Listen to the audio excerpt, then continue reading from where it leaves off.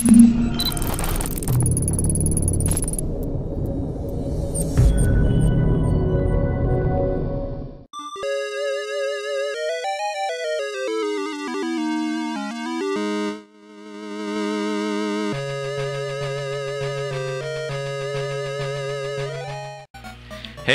this is Soundmaster Matt, and welcome back to Defenders of Oasis. Well, we are moving quite quickly along, I have to say. I think we're moving along quite nicely.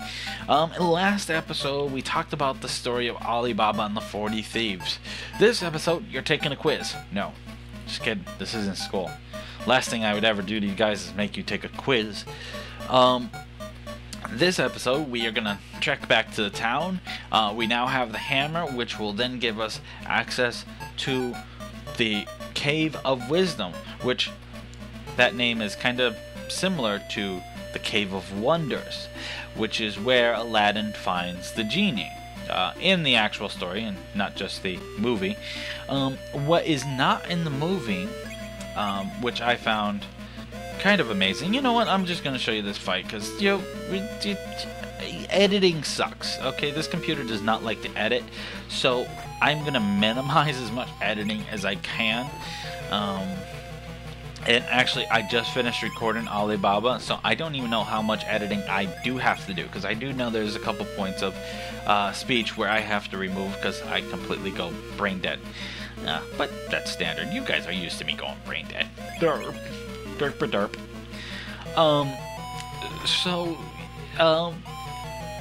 When the sorcerer, or whatever Jafar is called in the story, he actually gives Aladdin a ring that, when Aladdin cleans it, produces a lesser genie, and that lesser genie is what gets him out of the Cave of Wonders. It wasn't until later that he found the greater genie and made himself a prince, and, you know, to be able to marry the daughter, I think. I can't remember exactly. I wasn't actually planning on talking about Aladdin in this episode, but it wasn't until the last second that it dawned on me that the story, you know, Cave of Wonders and Cave of Wisdom, is a little too similar in title to write off as pure chance, considering that this story has already, this game has already taken pieces from the story Aladdin, primarily the genie, and actually no, he already was a prince. No, he was a prince, but he made a castle that was greater than his father's to woo over some other girl or something like that. I don't know. It wasn't anywhere near close to what Disney called Aladdin, but you know, Disney did a good job. I mean, Aladdin is one of the classics, and to this day, at 20 years old, 28 years old, not 20, I haven't been 20 in 8 years, going on 9 years, but I will still watch Aladdin because it is just, it's a classic, you know. I mean, the songs were just perfect. They captured the atmosphere, you know, spot on. Robin Williams was an absolute genius in the movie. I mean, when he was in the actor studio, apparently someone sat down and counted every single type of personality and voice that Robin Williams uses in that movies, and in theory, Robin Williams plays over 53 different characters through the character of the genie, which is a little insane. It's only a 2-hour movie, but he goes through so many personalities and so many different accents. It's over 53 personalities and accents, which is just insane. You know, but Aladdin was just one of those absolute classic Disney movies where, you know,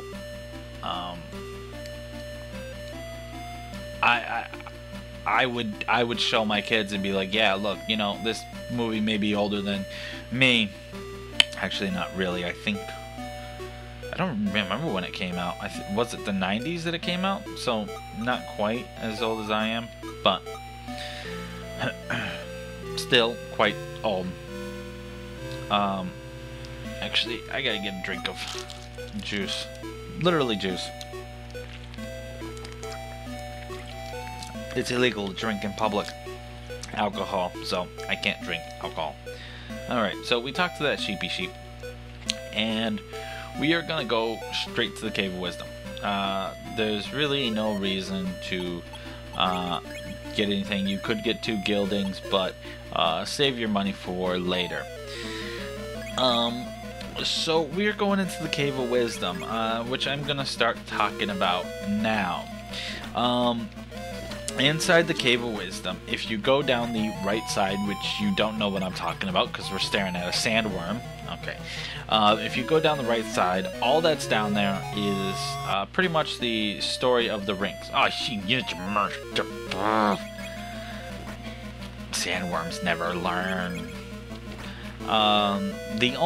When you look up sandworms, other than 2 nicknames for actual, like, disease worms, the only fictitious sandworms that exist is Dune and Beetlejuice. So I just figured I'd throw that out there. Alright, so if you go to the... My goodness. Okay, well, we have a reuse here, which we're just gonna... no, we're gonna save our magic. Hopefully no one dies. But if you go down the right side, you're gonna get kind of the story of the cave. I mean, story of the rings. Or the explanation of the rings, I guess, is the better one. So the first plaque reads, in anticipation of dark ages to come, the ring will be kept in different places. And Prince gets the level. The second plaque says that destiny is made from power, words, and soul. These 3 decide whether you will be on the side of light or darkness. And we have another fight. The third plaque reads that Ring 1 is the Ring of Power, which is the one that I use, or the one that I have on my persons. Exerting power is called deeds. Good deeds are a sign of a champion. Ring 2 is the Ring of Words. Rings reflect the heart. Evil minds and good hearts are reflected in words. That was plaque 4, and the final plaque says that Ring 3 is the Ring of Soul. The soul is the source of everything. Power and words are born from the soul. So you really don't have to go to the right. If you need to get a herb, it's the Well of Fire. It's hot. We'll never get through this. Wouldn't have figured that out. You know, if you want to heal an herb, that's about all that's over there. You know, I gave you the story. That's it. That's the whole thing. So let's talk about these enemies a little bit, which I did not do any research on. I just realized I wrote down all the names in my book, and I have none of them actually planned out. I do know one of them off the top of my head, which is the Jinn, which you will see later. And the Jinn is the genie. Jinns are genies. It's just another word. They both mean the same thing. So in here, we are going to get into another fight. Oh my god, who would have thought that? Yeah, this game is really bad when it comes to random battles at times. And one thing I have to say is, when I play this game on my own time, the only time I level grind is usually on the island. All the other times I just push my way through and bitch and moan, complain the whole way through. Sorry. But, you know, usually I just, you know, push my way through, and, you know, it works. You can go through this game without level grinding. It's not easy, nor is it suggested. And this plaque is saying that you cannot control yourself when you're on a frozen floor, so be careful. Yeah, thanks. And surprisingly, when I did a test run of this, I was able to figure it out within the first or second shot. I think it was the second try. So here we learn the spell of Kashala. which will clear any obstacles in your path, i.e. the fire well, or the well of flames, or whatever it was called. So let's just go right up and take care of this. And you notice that there's a plaque right there. So let's see what that plaque has to say. Here inscribes the magic spell of refreshing, Hallwart. The genie will leave the battle to store up his magical powers. So with this spell, the genie's able to actually take a nap during a battle and replenish his magic supply. The longer the battle, the more he will recover. So I've seemed to have been accumulating some crap of genies, so let's use his crap up. And that will be all. Okay, so let's take care of a quick healing. I'm trying to move along here, so I apologize. Alright, so here's what we're gonna do. First thing we're gonna do is we're just gonna fall down. Just get that out the way, and then we're gonna get on land and we're gonna grab this. I missed. We're gonna grab this one, which is a holy herb, and we don't need holy herbs. You have a thingy here. It says you learn the spell of Ashawan and pray. A sacred flame will burn down on your enemies. Now, Ashawan is the sequel to Asha, which kind of makes sense. But that also means it's a single enemy targeting spell, not a multi. Okay, so we get another crystal there, and we're just gonna work our way down. And let me just double check. Yep. Okay, so now we go up here. Now here's the fun one. Now first thing you're gonna do is go up against this wall and go up, and you get a power pot. Now you want to go to this pillar right here, this second one, or if you count the pillar in front of the stairs, that's 1, 2, 3, the third pillar from the stairs, however you want to focus it, or left of that hole, whatever. So you're gonna go up and you're gonna slide right to this chest in front of the thing, and of course I don't have any herbs. So then you're gonna go right from the chest, and you're going to end up at an empty box. Then you're going to go down from that chest, which you will get a life pot. Then, well, I think this move is kind of obvious, which is a speed pot. Then you're going to go up to this pot, which is a plating. And you may notice that I forgot a freaking item. That's okay. So to get that one, you go up from the stair. I accidentally crossed that one off because I thought it was something else. Alright, so, well, repetition is a way to learn. So up from that third pillar, then right, then down, then left, then up, and then left. Simple. And let's just head on down. Don't worry about that hallway. It is a false hallway, and those are the 3 plaques that tell you what the rings are. So let's go up here first. The 3 rings represent the power, words, and soul of the light. He who wears those rings shall rule the world, but beware. If you are rejected by the rings, you will surely perish. Well, that does not put any pressure on me whatsoever.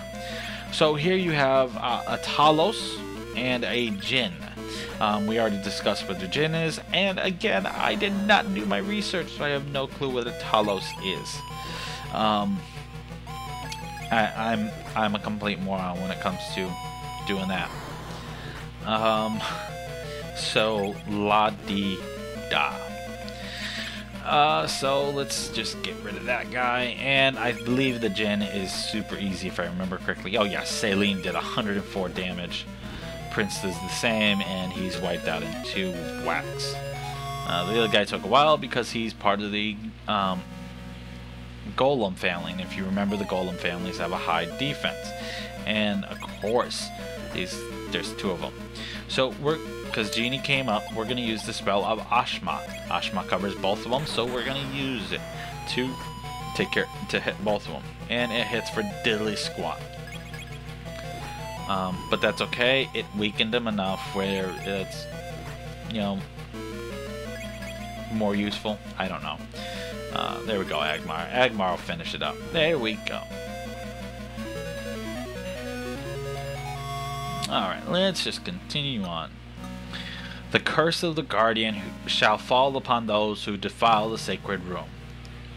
Okay, what's that mean? Oh, fuck. I said frack. I said oh frack. That's what I said. So now we have gargoyles, which gargoyles have always been a protector, ward off evil spirits and the such. So we're going to use the new spell Ashawan to speed this along.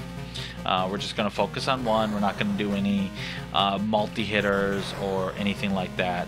And they're going to cheat like a son of a poop. Son of a poop. So we have the Worm Axe to resurrect them. Now you got to remember, Worm Axe resurrect, Snake Axe heal poison. So Snake Axe are pretty much pointless. And it would be nice. Thank you, Genie. Thank you. I was just about to say it would be nice for Genie to, you know, step up and actually participate in this fight. So let's just keep this moving right along. Hopefully we don't have any more incidents and accidents. You just keep breathing fire. Keep breathing fire, baby. I don't want you to do any more bloodshot eyes. Actually, Agmar is doing kind of bad, so let's heal him up for 1, 2, 3 hit points. Alrighty then. Yeah, you do that. You just keep blowing those flames. I will allow you to blow smoke up on my rear. Just keep doing that. So that wasn't too bad. So let's continue on. Oh, frackety frook. Alright, so we gotta do this again. Yeah, they don't let you off that easy. And it is kind of a downer that these guys can one-shot you. But what are you gonna do other than complain? Hopefully I can last a while. Okay, it's just whatever. I'm actually going to use a barrel just to hold me over until Genie gets a turn, because now Prince and Genie were both in the red zone. Oop, I almost wasted Genie's turn. So we'll do some Almighty on Prince for a nice 190 points. Okay, we got one down, so that's going to make it significantly easier. Now remember, Agmar's hide is basically useless. It, you know, negates, you know, it reduces your 2-turn attack strength from 2 to 1.5.